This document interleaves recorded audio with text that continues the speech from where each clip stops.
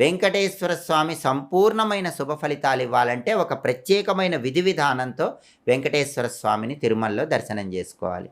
ఆ విధి విధానం ఏంటంటే, తిరుమల యాత్రకు వెళ్ళాలనుకునే వాళ్ళు మొట్టమొదట కాణిపాకం వెళ్ళాలి. కాణిపాకంలో వినాయకుడిని దర్శనం చేసుకుని ఆ తర్వాత తిరుచానూరు రావాలి. తిరుచానూరులో పద్మ సరోవరం అని ఉంటుంది. ఆ పద్మ సరోవరంలో స్నానం చేసి అలివేలు మంగ తాయారు అమ్మవారిని దర్శనం చేసుకోవాలి. అలివేలు మంగమ్మ దర్శనం పూర్తయిన తర్వాత కపిల తీర్థం దగ్గరకు వెళ్ళాలి. కపిల తీర్థంలో స్నానం చేసి కపిలేశ్వర స్వామి వారిని దర్శనం చేసుకోవాలి. ఆ తరువాత తిరుమల కొండ మీదకు వచ్చి కొండ మీద ఉన్న పుష్కరిణిలో స్నానం చేయాలి. పుష్కరిణిలో స్నానం చేశాక ముందుగా వరాహస్వామి వారిని దర్శనం చేసుకోవాలి.